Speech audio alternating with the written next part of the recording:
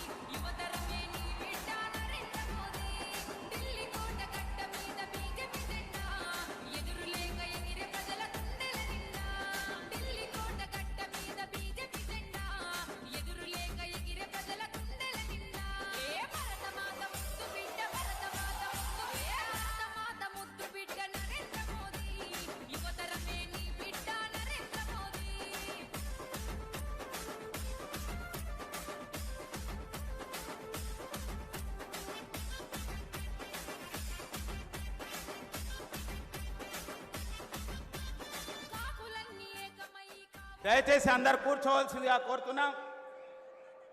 వారికి ఘన స్వాగతం పలికినందుకు జిల్లా శాఖకు మరియు యొక్క పార్లమెంటు నుంచి నాయకులకు అందరికీ ధన్యవాదాలు తెలియజేస్తూ దయచేసి కూర్చోవలసిందిగా కోరుతున్నాను. అందరూ కూడా కూర్చోవాలి తొందరగా.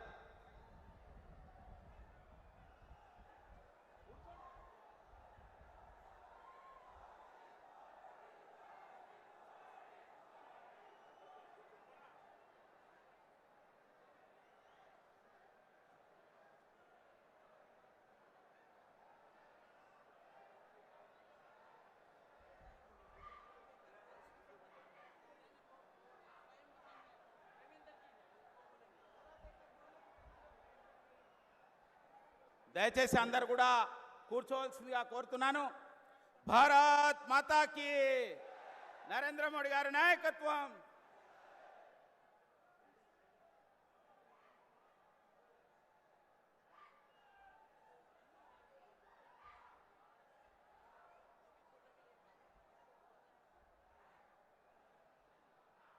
ఇప్పుడు మన యొక్క మాజీ శాసనసభ్యులు భారతీయ జనతా పార్టీ నాయకులు మన వరంగల్ భారతీయ జనతా పార్టీ అభ్యర్థి శ్రీ ఆరూరు రమేష్ గారిని మాట్లాడవలసిందిగా కోరుతున్నాను.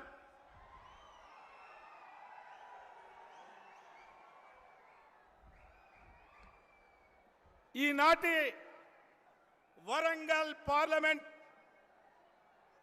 ఎన్నికల ప్రచారంలో భాగంగా వరంగల్ మహబూబాద్ పార్లమెంట్ ప్రజల్ని, వరంగల్ నగర ప్రజల్ని ఉద్దేశించి మాట్లాడడానికి వచ్చిన పెద్దలు, గౌరవనీయులు, పేదల పెన్నిధి, జననేత, బడుగు బలహీన వర్గాల ప్రతినిధి, ఈ దేశ ప్రధాని 10 సంవత్సరాలుగా ఎలాంటి చిన్న అవినీతికి తావు లేకుండా, ఎలాంటి బోఫోర్స్ కుంభకోణాలు లేకుండా దేశ ప్రజలను కాపాడి ఈ దేశాన్ని పరిపాలించిన మహానుభావుడు మోడీ గారికి స్వాగతం, సుస్వాగతం. మరి కార్యక్రమంలో పాల్గొన్న వేదిక పైన ఉన్న పెద్దలందరికీ పేరు పేరున నా యొక్క నమస్కారాలు. మరి 7 నియోజకవర్గాల నుండి విచ్చేసిన వేలాది మంది పార్టీ శ్రేణులకు, అభిమానులకు, కార్మికులకు, కర్షకులకు, పత్రికా మిత్రులకు అందరికీ పేరు పేరున నా యొక్క నమస్కారాలు. మీ వరంగల్ బిడ్డగా మరి బీజేపీ బలపరిచిన మోడీ గారు ఆశీర్వదించిన ఈ బిడ్డను 13వ తారీఖు జరిగే ఎన్నికల్లో మీరు నిండు మనసుతో ఆశీర్వదించి మూడోసారి ప్రధానిగా మోడీ గారికి కావడానికి నన్ను కానుకగా పంపమని నేను మిమ్మల్ని శిరస్సు వంచి నమస్కరిస్తున్నా. సార్, ఈ వరంగల్ కు బ్రహ్మాండమైన చరిత్ర ఉంది. కాకతీయుల చరిత్ర, కాకతీయుల గడ్డ. మరి ఈ వరంగల్ మహానగరాన్ని అన్ని విధాలుగా అభివృద్ధి చేయడానికి మీ ఆశీస్సులతో రేపు విజయం సాధించిన తర్వాత ఈ నగరంలో కొన్ని పెండింగ్ వర్క్లు ఉన్నాయి సార్. వరంగల్ ప్రజల చిరకాల కోరిక తమరు దిగిన ఎయిర్పోర్టును పునరుద్ధరించి ఈ ప్రజలకు అంకితం చేయాలని నేను ఈ సందర్భంగా మీకు మనవి చేస్తున్నాను సార్. అదే విధంగా తమరు పెద్ద మనసుతో, గొప్ప మనసుతో వ్యాగన్ ఫ్యాక్టరీ ఇచ్చారు. దాని కోచ్ ఫ్యాక్టరీ కావాలని ఇక్కడ ప్రజల డిమాండ్ ఉంది సార్. ఈ ప్రాంత నిరుద్యోగ యువతకు మరి ఉపాధి కల్పించాలి. గతంలో కాంగ్రెస్ పాలనలో మరి ఎవరు కూడా కోచ్ ఫ్యాక్టరీ గురించి పట్టించుకోలే. మీరు వ్యాగన్ ఫ్యాక్టరీ ఇచ్చారు, మీకు ప్రత్యేక ధన్యవాదాలు. దాన్ని కోచ్ ఫ్యాక్టరీ చేయాలని కూడా ఈ సందర్భంగా తమరికి మనవి చేస్తున్నాను సార్. ఇక్కడ textile park, mega textile park ఉంది సార్. దాన్ని పరిగణలోకి తీసుకొని ఈ ప్రాంతం మా నేతన్నకు ఉపాధి కల్పించే విధంగా మరి టెక్స్టైల్ పునరుద్ధరించాలని ఈ సందర్భంగా నేను మనవి చేస్తున్నాను సార్. అనేక సంవత్సరాలుగా ఇక్కడ ఆజాంజాయి మిల్లు ఉండే, మరి ఆ టెక్స్టైల్ను తమరు పెద్ద మనసుతో ముందుకు తీసుకుపోవాలని ఈ సందర్భంగా నేను మనవి చేస్తున్నాను సార్. ఇక్కడ విద్యానికి నిలయమైన అనేక యూనివర్సిటీలు ఉన్న ఈ వరంగల్లో ఒక ఐఐఎం ఇవ్వాలని నేను ప్రత్యేకంగా తమని మనవి చేస్తున్నాను సార్. అదేవిధంగా వర్షాలు వస్తే ఈ వరంగల్ నగరం ముంపుకు గురవుతుంది సార్. ఒక అండర్ గ్రౌండ్ డ్రైనేజీ మీరు ఇవ్వాలి. ఈ వరంగల్ నగరాన్ని, ఈ కళా సంపదను తమరు కాపాడాలని కూడా ఈ సందర్భంగా నేను మనవి చేస్తూ, భూపాల్పల్లికి మరి రైల్వే లైన్ తీసుకొచ్చి ఆ ప్రాంత ప్రజల కోరిక తీరాలి. పాలకుర్తిలో టెక్స్టైల్ పార్కు కావాలి.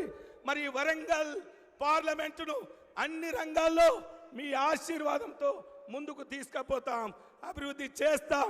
ఈ ప్రజలు ఈరోజు బ్రహ్మాండంగా తమరికి అశేషంగా అభినందనలు తెలియడానికి వచ్చారు సార్. ఇక్కడ కాంగ్రెస్ పార్టీ వాళ్ళు నిలిచి గెలవక కొన్ని ప్రత్యేకంగా కావాలని బీజేపీ పైన బురద చల్లుతున్నారు. రిజర్వేషన్లు రద్దని, రాజ్యాంగం రద్దని ప్రజల్ని రెచ్చగొట్టే ప్రసంగాలు చేస్తున్నారు. ఒక పేద బిడ్డ, ఒక బడుగుల బిడ్డ, ఒక బలహీన వర్గాల బిడ్డ, మరి బలహీన వర్గాల ఆశాజ్యోతి జననేత పేదల కోసం రిజర్వేషన్లు పెంచుతాడే తప్ప మరి తగ్గించే ప్రసక్తి లేదు. వరంగల్ ప్రజలారా, మీ అందరికీ తెలుసు ఈరోజు మోడీ గారి నాయకత్వంలో ఈ దేశంలో జరిగిన పాలన విధానం, ఈ దేశంలో ఉన్న పేద బడుగు బలహీన వర్గాల కోసం చేపట్టిన కార్యక్రమాలు ఈరోజు మోడీ గారి ఖాయంలో ఉన్నాయి. దయచేసి మూడోసారి మోడీ గారిని ప్రధాని చేద్దాం. ఈ బిడ్డను ఆశీర్వదించాలని కూడా ఈ సందర్భంగా నేను చేతులెత్తి నమస్కరిస్తూ సెలవు తీసుకుంటున్నా. జై హింద్, జై భారత్, జై తెలంగాణ, జై శ్రీరామ్, భారత్ మాతాకి. మోడీ గారి నాయకత్వం, మోడీ గారి నాయకత్వం. కమలంపు గుర్తుకే, కమలంపు గుర్తుకే. ఆరు రమేష్ గారికి ధన్యవాదాలు. ఇప్పుడు మన దేశ ప్రజల యొక్క అభిమానాన్ని చూరగొని రెండోసారే కాదు మూడోసారి तीसरा बार प्रधानमंत्री पदवी के लिए आ रहे हमारा गौरव प्रधानमंत्री श्री नरेंद्र मोदी जी से मैं अनुरोध कर रहा हूं वे संबोधित करने के लिए हमारा राका सुधाकर जी ट्रांसलेशन చేయవలసిందిగా కోరుతున్నాను.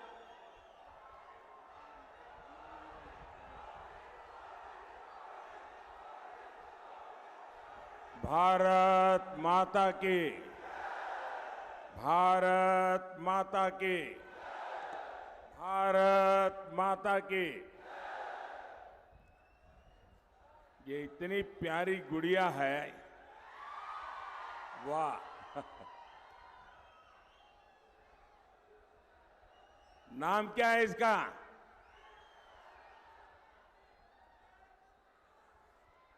बड़ा पगड़ी वगड़ी पहन के आई है।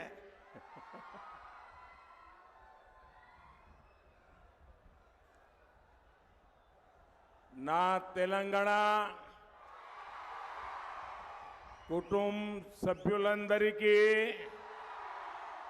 नमस्कारायो। ये मेरा सौभाग्य है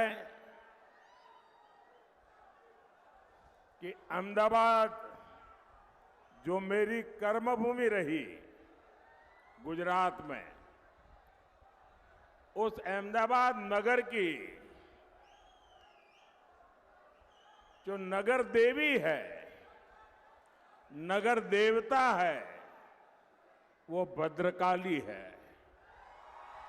और मुझे आज यहां माता भद्रकाली के चरणों में प्रणाम करने का अवसर मिला है। यहां से कुछ दूरी पर मौजूद रामप्पा मंदिर को भी मैं श्रद्धापूर्वक प्रणाम करता हूं। ये क्षेत्र काकतीय साम्राज्य के गौरव का प्रतीक है और तीसरे चरण के मतदान के अगले दिन मुझे इस क्षेत्र में आपसे आशीर्वाद लेने का सौभाग्य मिला है। साथियों, तीसरे चरण ने दो बातें साफ कर दी है। पहला, एनडीए 3 चरणों में ही विजय रथ तेज गति से जनता आगे ले जा रही है। दूसरा, कांग्रेस के लोग मैग्नीफाइंग ग्लास लेकर अपनी सीटें खोज रहे हैं। आज तेलंगाना में आपका उत्साह, ये आपके आशीर्वाद इतने अद्भुत है। मैं एक और बात कह सकता हूं, चौथे चरण में कांग्रेस का सामान्य मैग्नीफाइंग ग्लास से काम नहीं चलेगा। कांग्रेस को अपनी सीटें खोजने के लिए माइक्रोस्कोप की जरूरत पड़ेगी। నా తెలంగాణ కుటుంబ సభ్యులందరికీ నమస్కారాలు। నా అదృష్టం ఏమిటంటే నేను పనిచేసినటువంటి అహ్మదాబాద్ యొక్క అధిష్టాత్రి దేవత కూడా భద్రకాళి। ఆ భద్రకాళి అమ్మవారికి ఆమె చరణాలకు నేను ప్రణామం చేస్తున్నాను।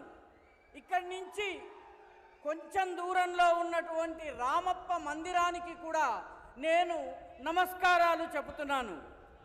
ఈ ప్రాంతము కాకతీయుల విజయ గౌరవ పతాకకు ప్రతీక।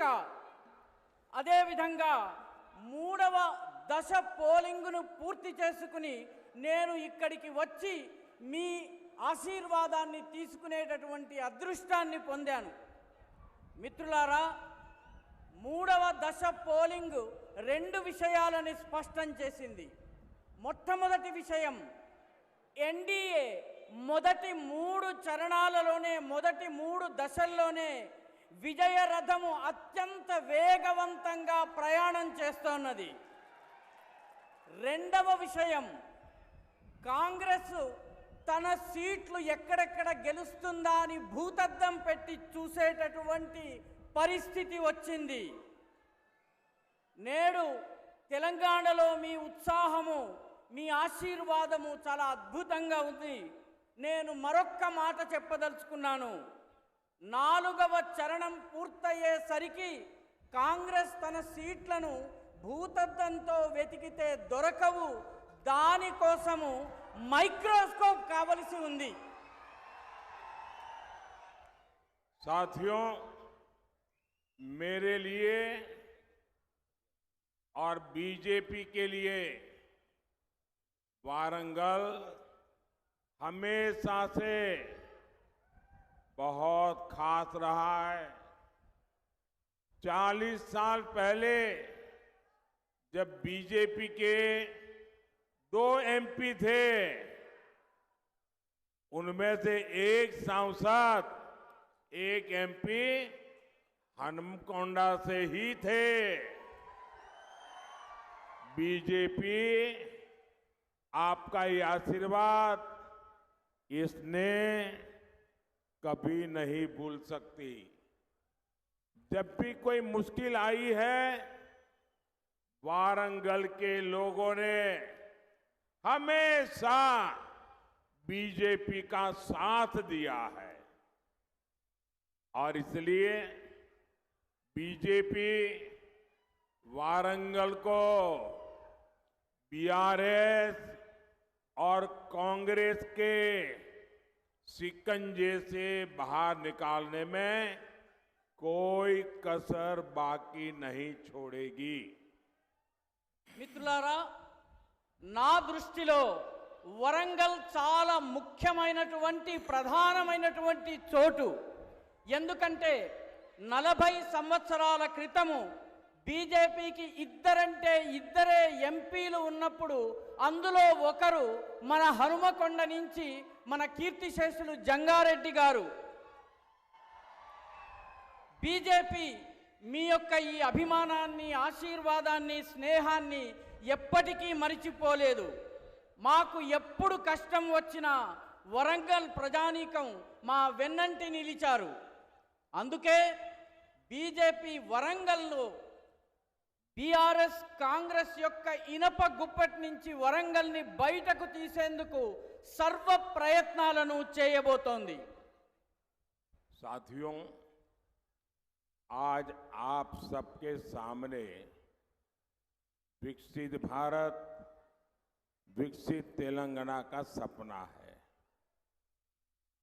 आप चाहते हैं ना कि भारत विकसित बने? आप चाहते हैं ना भारत विकसित बने? आप चाहते हैं ना भारत विकसित बने? आप चाहते हैं ना भारत की साख पूरी दुनिया में आगे बढ़े? आप चाहते हैं ना?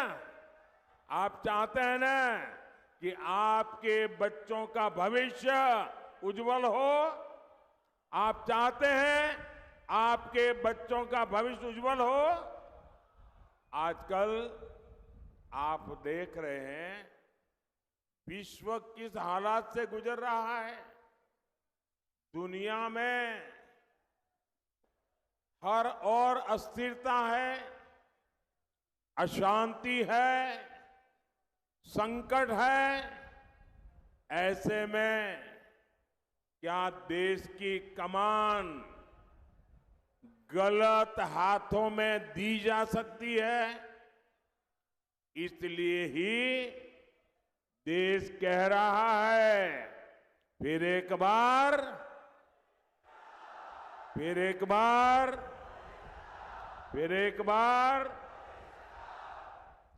మిత్రులారా, మీరందరూ వికసిత భారత్, వికసిత తెలంగాణ కలను కంటున్నారు. మీరందరూ భారతదేశం అభివృద్ధి చెందాలని కోరుకుంటున్నారా?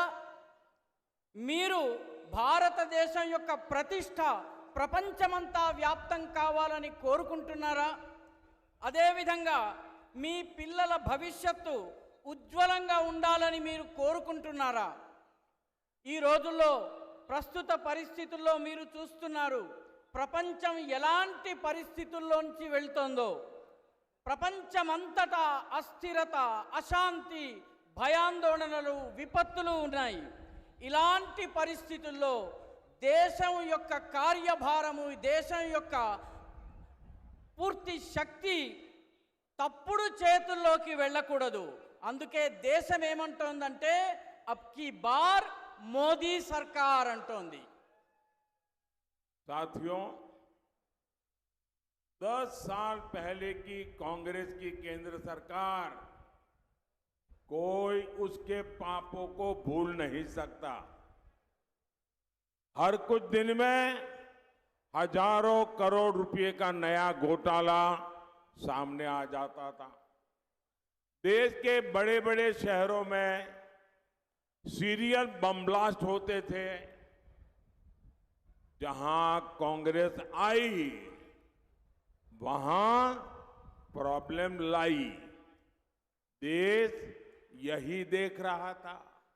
इस बार तो इंडी अलायंस 5 साल 5 पीएम का फॉर्मूला लेकर आई है। आप कल्पना करिए, इन्हें सत्ता मिली तो ये देश का क्या हाल करेंगे। हर वर्ष एक नया पीएम, दूसरे साल दूसरा पीएम, तीसरे साल तीसरा पीएम, ये देश का भला कर सकते हैं क्या? మిత్రులారా, 10 సంవత్సరాల క్రితం వరకు కాంగ్రెస్ ప్రభుత్వము ఏ రకమైన పాపాలు చేసిందో మీరెవరూ మర్చిపోలేరు. గత ప్రతి 4 రోజులకి వేల కోట్ల రూపాయల కుంభకోణాలు, అవినీతి స్కాములు బయటపడుతూ ఉండేవి. దేశంలోని పెద్ద పెద్ద పట్టణాల్లో వరుస బాంబు పేలుళ్లు సంభవించేవి. కాంగ్రెస్ వచ్చిందంటే సమస్యలు వచ్చేవి. దేశం దీన్నే చూస్తూ వచ్చింది. ఈసారి ఇండి అలయన్స్ 5 సంవత్సరాలలో 5గురు ప్రధానమంత్రుల్ని తీసుకొస్తామని చెబుతోంది. మీరొక్కసారి ఊహించండి. రోజుకొక ప్రధానమంత్రి, మొదటి సంవత్సరం ఒక ప్రధానమంత్రి, రెండవ సంవత్సరం ఒక ప్రధానమంత్రి, మూడవ సంవత్సరం ఒక ప్రధానమంత్రి. ఇలాంటి ప్రభుత్వం మనకి కావాలా? ఈ దేశాన్ని అటువంటి వాళ్ళ చేతుల్లోకి మనం అప్పగిద్దామా? अच्छा, मैं एक अलग तरीके से समझाता हूं। मान लो कि हमारे वारंगल में 10 किसान इकट्ठे हो गए और 10 किसान इकट्ठे होकर के उन्होंने किसी को बुलाया जो जमीन में पानी कहां है उसकी खोज करने वाले को, और 10 किसानों ने पूछा कि भाई हम 10 खेतों के लिए पानी के लिए जमीन से पानी निकालना चाहते हैं। अब जरा हमें खोज के बताओ कि कहां पानी निकलेगा और कितना ऊंडा निकलेगा, कितना गहरा निकलेगा। तो वो जो जानकार व्यक्ति था उसने 10 के खेत देखे और कहा, देखो भाई, ये नीचे पानी तो है, लेकिन आपको 100 मीटर नीचे जाना पड़ेगा, पाइप लगानी पड़ेगी, तब जाकर के पानी निकलेगा। तो ये फिर 10 किसान मिले, उन्होंने कहा, देखो भाई, उसने कहा है कि 100 मीटर नीचे जाएंगे तो पानी निकलेगा। तो फिर उन सब ने तय किया कि ऐसा करो, हम 10 किसान हैं तो मेरे खेत में 10 मीटर का पाइप डालो। दूसरे ने कहा मेरे खेत में 10 मीटर का पाइप डालो। तो 10 ने कहा कि हमारे 10 खेत में 10-10 मीटर के पाइप डालेंगे तो 100 मीटर हो जाएगा। बताओ, इससे पानी निकलेगा क्या? దీన్నే మీకు ఇంకొక పద్ధతిలో అర్థం చేయించే ప్రయత్నం చేస్తాను. వరంగల్లో ఒక 10 మంది రైతులు ఉన్నారనుకోండి. ఈ 10 మంది రైతులు కలిసి తమ పొలాల్లో బోరు పైపు వేయించుకోవాలనుకున్నారు. వీళ్ళు ఒక నిపుణుడిని పిలుచుకొచ్చారు. ఆ నిపుణుడు మొత్తము పరిశీలించిన తరువాత ఇక్కడ 100 మీటర్లు లోపల తవ్వినట్లయితే మీకు నీరు పడుతుంది అని చెప్పాడు. అప్పుడు ఈ 15 మంది రైతులు ఒక్కొక్కరు నా పొలంలో 10 మీటర్లు, పక్కవాడి పొలంలో 10 మీటర్లు, ఆ పక్కవాడి పొలంలో 10 మీటర్లు, ఇలా 10 మంది పొలాల్లో 10 మీటర్లు గనక బోరు తవ్వినట్టయితే 100 మీటర్లు అయిపోతుందని అన్నారు. ఇలా చేస్తే నీళ్ళు వస్తాయా? కాబట్టి ఈ రకమైనటువంటి ప్రభుత్వం మనకు వద్దు అని చెప్తున్నారు. अब बताइए, ये कहते हैं कि हर पार्टी का एक एक प्रधानमंत्री, हर वर्ष एक एक प्रधानमंत्री, जैसे उस किसान का बेचारे का पानी नहीं निकला, ये देश का भी कुछ भला नहीं कर सकते। కాబట్టి ప్రతి పార్టీకి ఒక్కొక్క ప్రధానమంత్రి ఉన్నట్లయితే ఈ దేశం యొక్క భవిష్యత్ ఏమవుతుంది?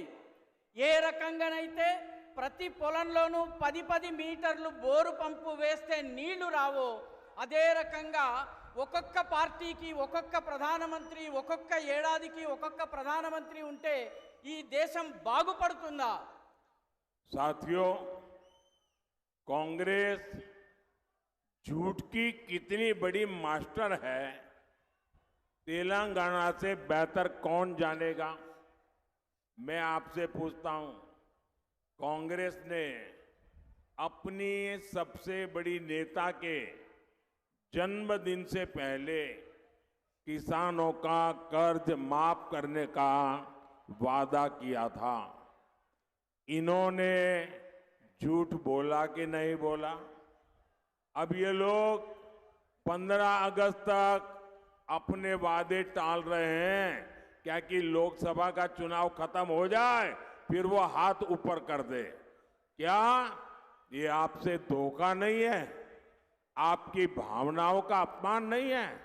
ये लोग वेमुलावाड़ा के भगवान राजन्ना की सौगंध खा रहे थे और ये तो सनातन को गाली देने वाले लोग हैं। सनातन को गाली देने वालों की सौगंध, इसका कोई भरोसा कर सकता है क्या? మిత్రులారా, కాంగ్రెస్ ఎంత అబద్ధాల కోరు అన్నటువంటి విషయము తెలంగాణ ప్రజలకు తెలిసినట్టుగా మరెవ్వరికీ తెలియదు. నేను మిమ్మల్ని అడుగుతున్నాను, కాంగ్రెస్ యొక్క అతిపెద్ద నాయకుడి పుట్టినరోజు నాడు రైతుల యొక్క రుణమాఫీ చేస్తానని చెప్పి వాగ్దానం చేసింది. అబద్ధం చెప్పిందా లేదా? ఇప్పుడు 15 ఆగస్టు వరకు ఈ వాగ్దానాన్ని వెనక్కి తోశారు. లోకసభ ఎన్నికలు అయ్యేదాకా ఆగి ఆ తరువాత చేతులెత్తేయబోతున్నారు. ఇది మిమ్మల్ని మోసం చేయడం కాదా? మీ మనోభావాల్ని దెబ్బతీయడం కాదా? వీళ్ళు వేములవాడ రాజన్న మీద ప్రతిజ్ఞ చేస్తున్నారు, ఒట్టు పెట్టుకుంటున్నారు, కానీ మరొక వైపు సనాతనాన్ని తిడుతున్నారు. సనాతన ధర్మాన్ని తిట్టేటటువంటి వాళ్ళు పెట్టేటటువంటి ఒట్టుని ఎవరైనా నమ్మగలరా? साथियों, कांग्रेस ने तेलंगाना आंदोलन में बलिदान देने वालों के परिवार को पेंशन देने का वादा किया था। कभी भी वो वादा पूरा किया क्या? कांग्रेस ने 250 स्क्वायर यार्ड जमीन देने के लिए कहा था। आप बताइए, जमीन मिली क्या? कांग्रेस ने महिलाओं को हर महीने 2500 रुपीज देने का वादा किया था। आज तक यहाँ की महिला इसका इंतजार कर रही है। यहाँ तेलंगाना में पावर कट इतने ज्यादा बढ़ गए हैं कि लोगों का जीना मुश्किल हो गया है।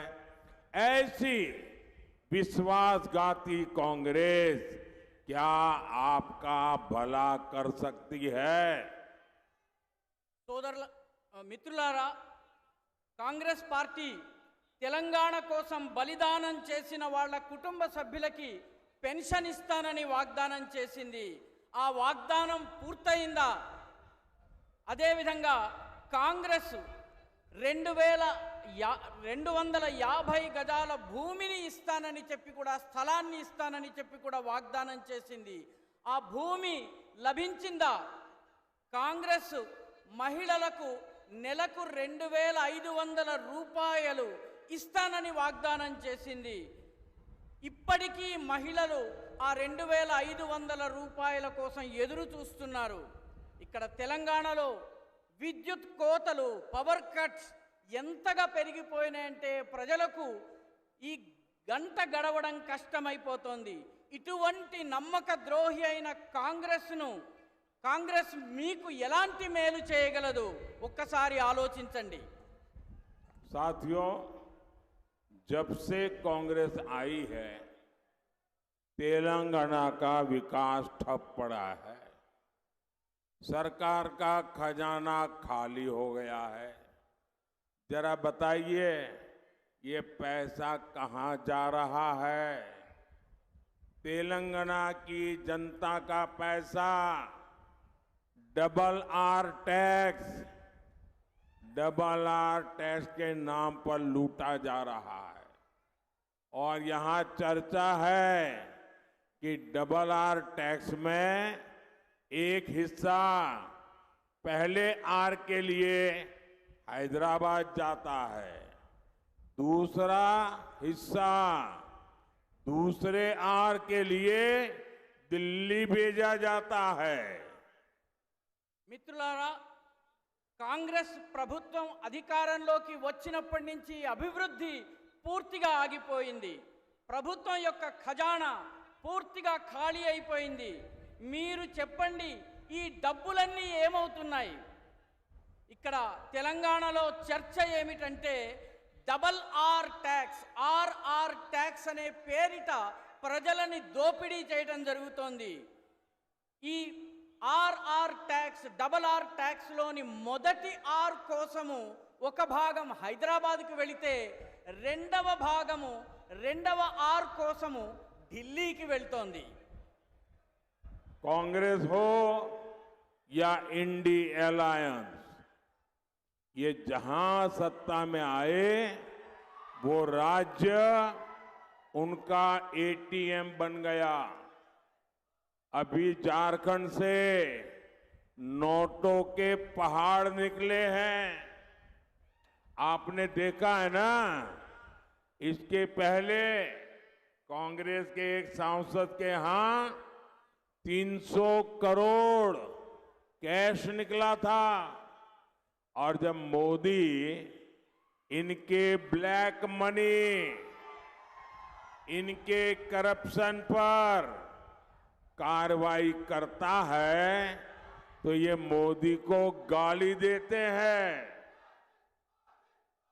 కాంగ్రెస్ కావచ్చు లేదా ఇండి అలయన్స్ కావచ్చు, ఈ రెండు ఏ రాష్ట్రంలో అధికారంలోకి వచ్చాయో ఆ రాష్ట్రము ఈ పార్టీల కోసం ఏటీఎంగా మారిపోతుంది. ఈ మధ్య జార్ఖండ్లో నోట్ల కట్టల గుట్టలు బయటపడ్డాయి. దీన్ని మీరు చూసే ఉంటారు. అదేవిధంగా ఇంతకు ముందు ఒక కాంగ్రెస్ ఎంపీ గారి ఇంట్లో 300 కోట్ల రూపాయల క్యాష్ నగదు బయటపడింది. మోదీ వీళ్ళ దగ్గర ఉన్నటువంటి నల్లధనాన్ని, బ్లాక్ మనీని, వీళ్ళ అవినీతిని అంతం చేసేందుకు చర్యలు తీసుకుంటే వీళ్ళందరూ మోదీని విమర్శిస్తూ ఉంటారు. साथियों, कांग्रेस के लिए देश का संविधान कोई मायने नहीं रखता। बाबा साहब आंबेडकर ने खुद कहा था कि भारत में रिलीजन के आधार पर रिजर्वेशन नहीं मिलना चाहिए।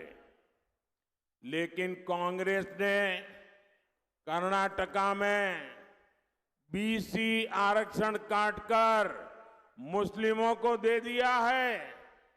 यही कोशिश इन्होंने संयुक्त आंध्र प्रदेश में भी की थी, लेकिन तब हाई कोर्ट ने उस पर रोक लगा दी थी। ये बात कांग्रेस को खटक रही है, इसलिए ये कांग्रेस कानून बनाकर एससी, एसटी, ओबीसी इनका आरक्षण हटाकर अपने वोट बैंक मुसलमानों को देना चाहते हैं। जितना आरक्षण आज एससी, एसटी, ओबीसी को मिलता है, वो खत्म करके इंडी अलायंस पूरा का पूरा रिजर्वेशन मुसलमानों को देना चाहती है। मैं जरा आपसे पूछना चाहता हूं, क्या आप ये लूट होने देंगे? ये आपका आरक्षण लूट लेंगे, आप देखते रहेंगे? మిత్రులారా, కాంగ్రెస్ దృష్టిలో ఈ దేశపు రాజ్యాంగానికి ఎలాంటి విలువ లేదు. బాబాసాహెబ్ అంబేద్కర్ స్వయంగా మతం ఆధారంగా రిజర్వేషన్లు ఇవ్వకూడదని చాలా స్పష్టంగా చెప్పారు.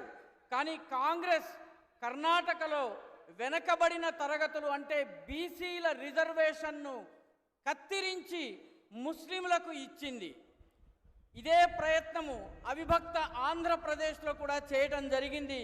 కానీ హైకోర్టు దీనిని నిలువరించింది, నిలిపివేసింది. దీన్ని కాంగ్రెస్ ప్రభుత్వం సహించలేకపోతోంది.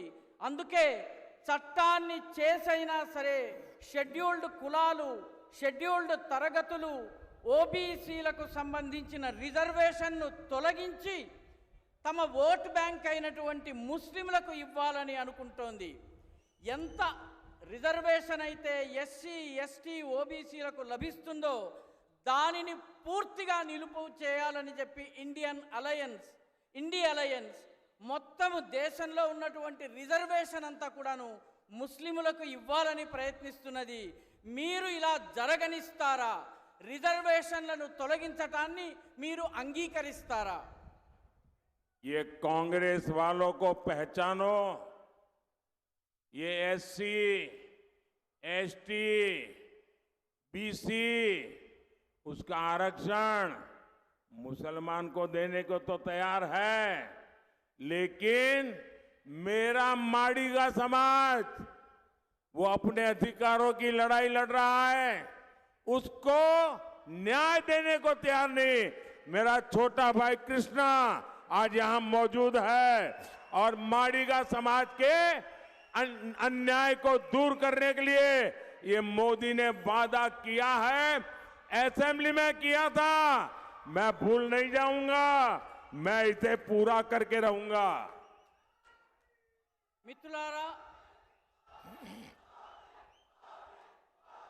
మిత్రులారా, కాంగ్రెస్ పార్టీని ఒకసారి గమనించి చూడండి. ఎస్సీలు, ఎస్టీలు, ఓబీసీలకు చెందినటువంటి రిజర్వేషన్లు ముస్లింలకు ఇవ్వడానికైతే ముందుకొస్తోంది, కానీ నా మాదిగ సోదరులకు రిజర్వేషన్ ఇచ్చేటటువంటి విషయంలో మాత్రం వెనకడుగు వేస్తోంది. ఇక్కడ నా చిన్న తమ్ముడైనటువంటి కృష్ణ మాదిగ గారు ఉన్నారు. వారు మాదిగల కోసం పోరాడుతున్నారు. ఇప్పటి వరకు న్యాయం జరగలేదు. నేను వారికి న్యాయం చేస్తానని వాగ్దానం చేశాను. ఆ వాగ్దానాన్ని ఇప్పటి వరకు మరిచిపోలేదు, అమలు చేసి చూపిస్తాను. साथियों, कांग्रेस को एससी, एसटी, बीसी समाज के जो होनहार युवा हैं, वो अपनी मेहनत करके जो प्रगति कर रहे हैं ना, ये कांग्रेस वाले उससे डरने लगे हैं। केंद्र सरकार ने तेलंगाना में सम्मक्का सरक्का ट्राइबल यूनिवर्सिटी बनाने का भारत सरकार का फैसला, लेकिन यहाँ की कांग्रेस सरकार इसको रोकने के लिए लगातार रोड़े अटका रही है। कांग्रेस सोचती है एससी, एसटी युवा आगे बढ़ जाएंगे तो शाही खानदान के बेटे बेटियों की कुर्सी कैसे मिलेगी? మిత్రులారా, కాంగ్రెస్ ఎస్సీ, ఎస్టీ, బీసీ సమాజంలో ఉన్నటువంటి ప్రతిభావంతులైనటువంటి యువకుల యొక్క అభివృద్ధిని చూసి భయపడుతోంది. కేంద్ర ప్రభుత్వం తెలంగాణలో సమ్మక్క సారక్క ట్రైబల్ యూనివర్సిటీని నిర్మాణం చేయాలని సంకల్పించింది. కానీ కాంగ్రెస్ ప్రభుత్వం దానికి ఇబ్బందులు తెచ్చి దానిని ఆపివేయాలని ప్రయత్నిస్తోంది. నిరంతరం ఇబ్బందుల్ని ఇక్కట్లను పెంచుతోంది. కాంగ్రెస్ ఏమనుకుంటుందంటే ఎస్సీ ఎస్టీ సముదాయాలకు చెందిన యువకులు గనక ముందుకొచ్చినట్లయితే ఈ పెత్తందారుల కుటుంబాల పిల్లలకు కుర్చీ దక్కకుండా అయిపోతుందన్నటువంటి భయం కాంగ్రెస్ పార్టీకి ఉంది. साथियों, बीआरएस की सच्चाई भी एसटी, एससी, बीसी समाज को धोखा देने की और अपीजमेंट की है। बीआरएस ने 2014 में आपसे वादा किया था कि वो सरकार में आई तो दलित सीएम बनाएंगी, और सीएम कौन बना था? बीआरएस ने यहां दलित बंधु स्कीम के नाम पर भी आपका भरोसा तोड़ा, और यही बीआरएस है जिसने अपनी अपीजमेंट पॉलिटिक्स को आगे बढ़ाते हुए मुस्लिम आईटी पार्क बनाने की बात कही थी। మిత్రులారా, బీఆర్ఎస్ యొక్క వాస్తవాన్ని కూడా తెలుసుకుందాం. ఎస్సీలు, షెడ్యూల్డ్ కులాలు, షెడ్యూల్డ్ తరగతులు, ఎస్టీలు, అదేవిధంగా బీసీ సమాజానికి మోసం చేయడము, బుజ్జగింపు రాజకీయాలే బీఆర్ఎస్ యొక్క రాజకీయాలు. 2014లో అధికారంలోకి వస్తే ఒక దళితుణ్ణి ముఖ్యమంత్రిగా చేస్తామని వాగ్దానం చేశారు. కానీ ఈ ముఖ్యమంత్రి ఎవరయ్యారు? బీఆర్ఎస్ దళిత బంధు స్కీమ్ పేరిట కూడా మిమ్మల్ని, మీ నమ్మకాన్ని వమ్ము చేసింది. అంతేకాదు, ఇదే బీఆర్ఎస్ ఇదే బుజ్జగింపు రాజకీయాల్లో భాగంగా, మైనారిటీ బుజ్జగింపు రాజకీయాల్లో భాగంగా ముందుకు వెళుతూ కేవలం ముస్లిముల కోసము ఐటీ పార్కులను ఏర్పాటు చేస్తామని కూడా ప్రకటించింది. ये हमारा कल्चर देखिए, हमें 14 में आपने सेवा करने का मौका दिया तो हमने सबसे पहले राष्ट्रपति बनाए रामनाथ कोविंद जी, एक दलित को। हमें 2019 में दूसरी बार मौका मिला तो हमने राष्ट्रपति के रूप में आदिवासी बेटी को देश के राष्ट्रपति के रूप में द्रौपदी मुर्मू जी को पसंद किया, और कांग्रेस ने इसका भरपूर विरोध किया। మిత్రులారా, అదే మా సంస్కృతిని చూడండి.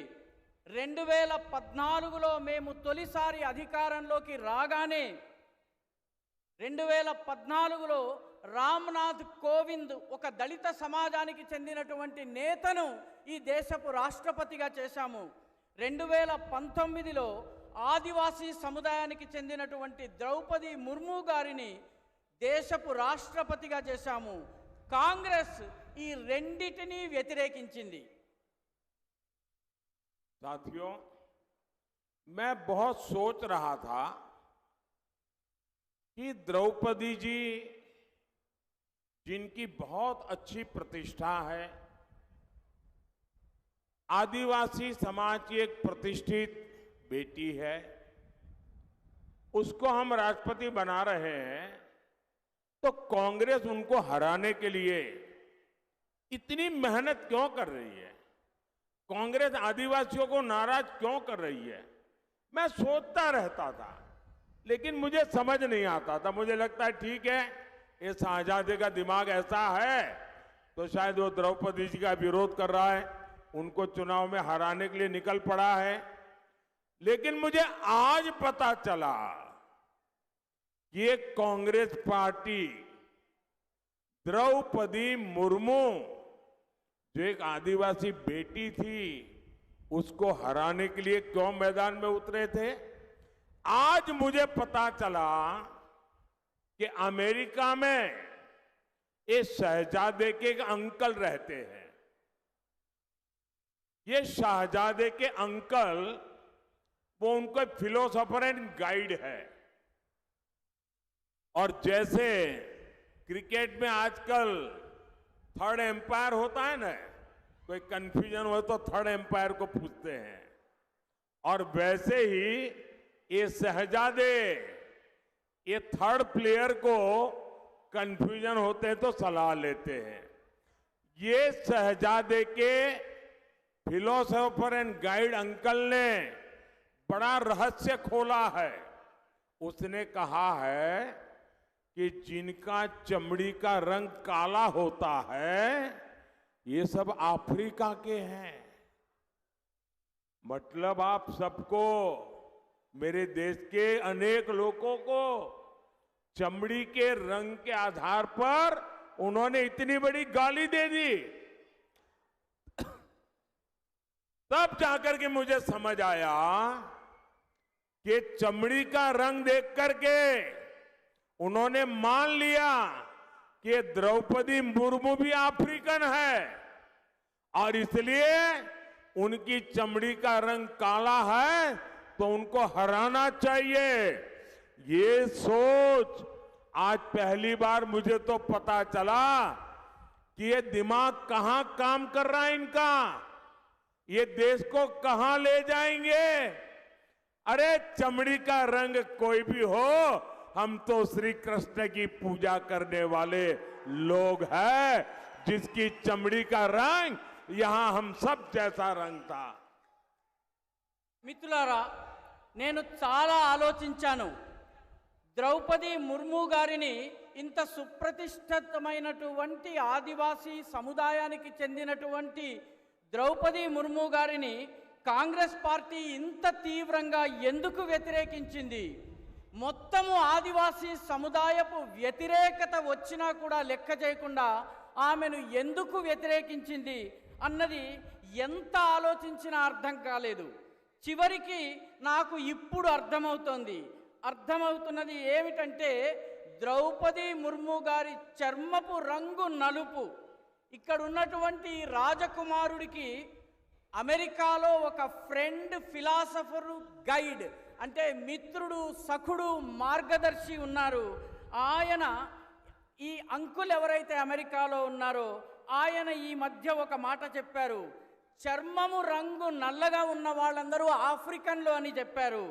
మీరంతా మీ చర్మము రంగు నల్లగా ఉంది అంటే మిమ్మల్ని అందరినీ కూడాను ఒక పెద్ద తిట్టినట్టుగా, చాలా అవమానకరంగా మాట్లాడినట్టుగా మీరు భావించాలి. నాకు అర్థమైందప్పుడు చర్మము రంగుని బట్టి ద్రౌపది ముర్ము గారిని కూడా ఆఫ్రికన్ అని ఆయన భావించారు. అందుకే ఓడించాలని చెప్పి ఆయన బోధించారు.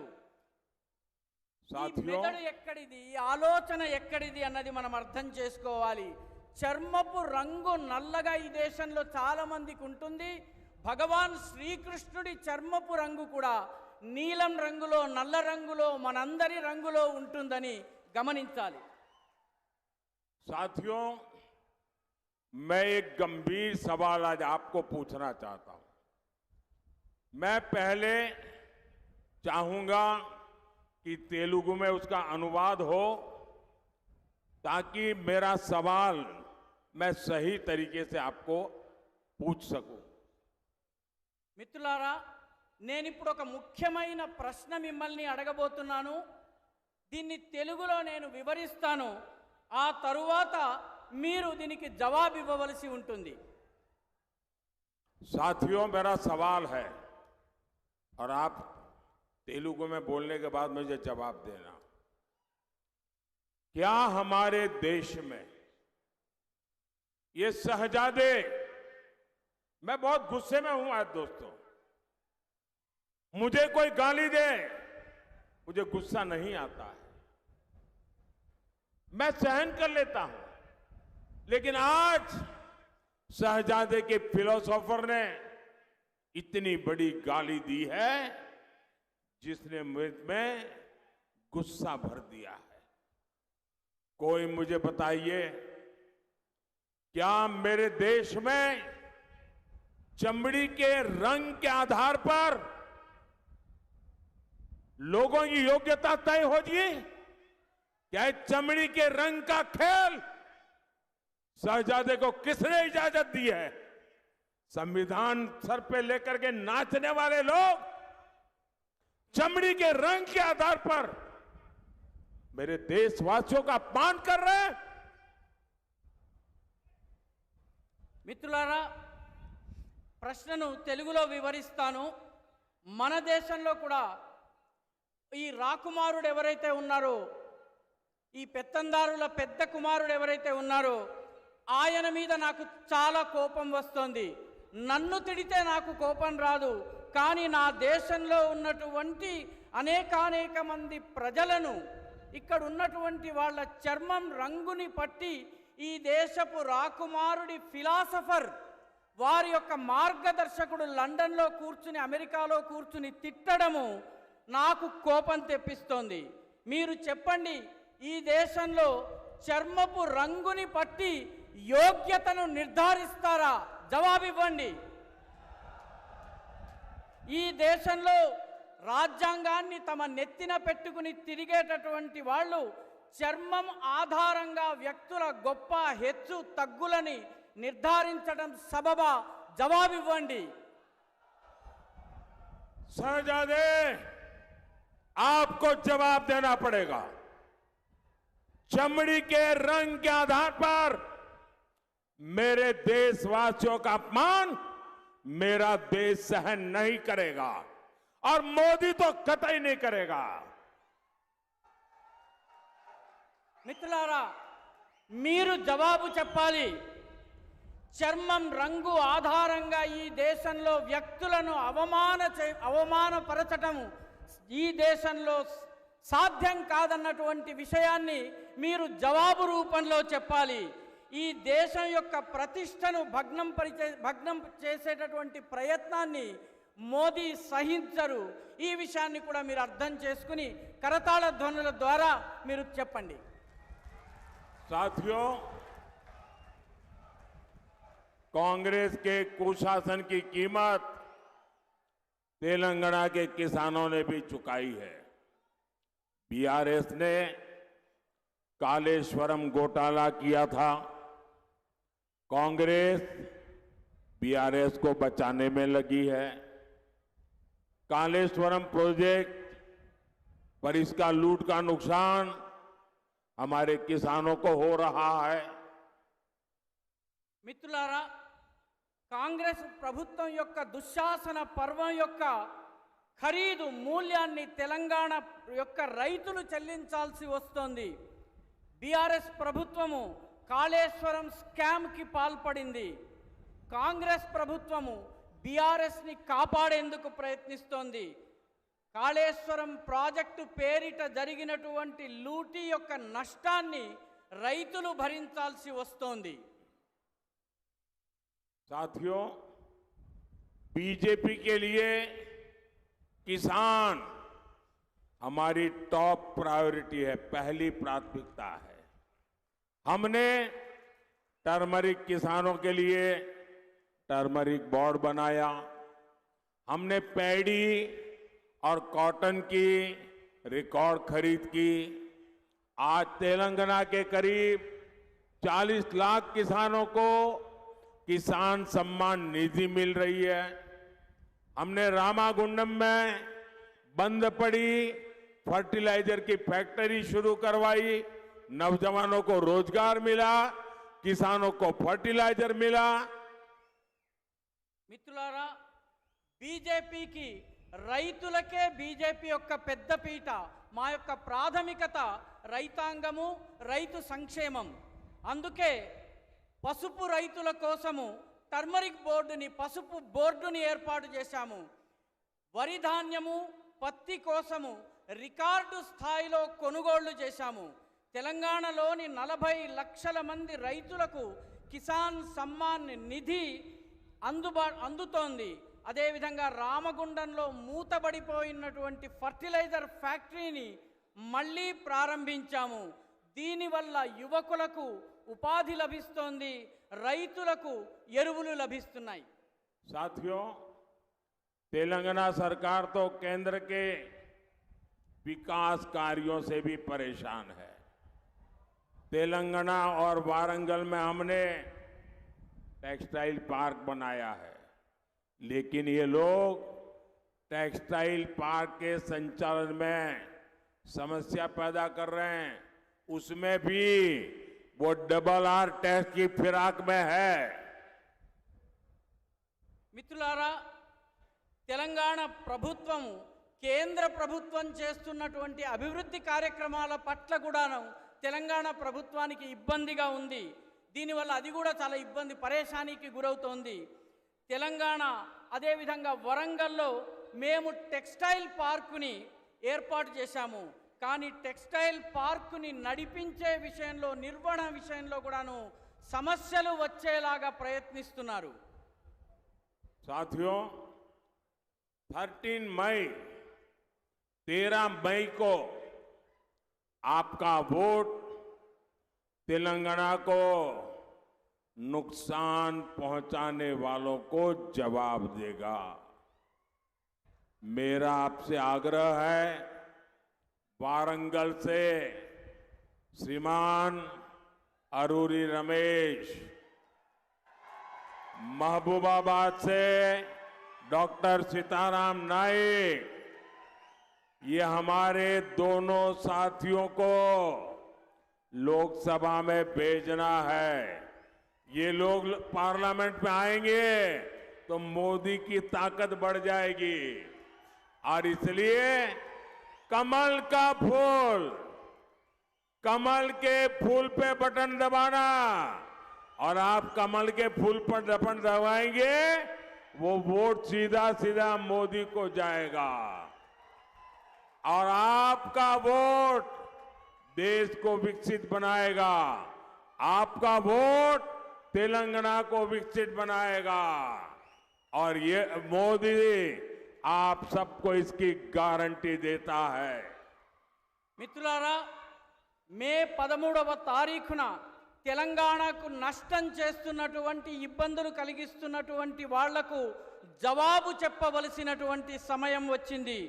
మీ అందరినీ నేను కోరుతున్నాను, వరంగల్ నుంచి శ్రీమాన్ ఆరూరి రమేష్ గారిని, మహబూబాబాద్ నుంచి డాక్టర్ సీతారాం నాయక్ గారిని లోకసభకు పంపించండి. మోదీకి బలం చేకూర్చండి. కమలం పువ్వు గుర్తు మీద బటన్ని నొక్కండి. వీళ్ళిద్దరినీ భారీ మెజారిటీతో గెలిచి ఢిల్లీకి వెళ్ళేలా చేయండి.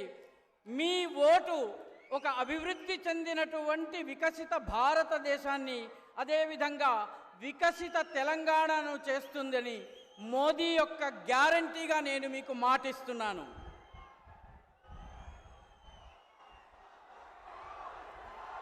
मेरे साथ बोलिए, भारत माता की జై.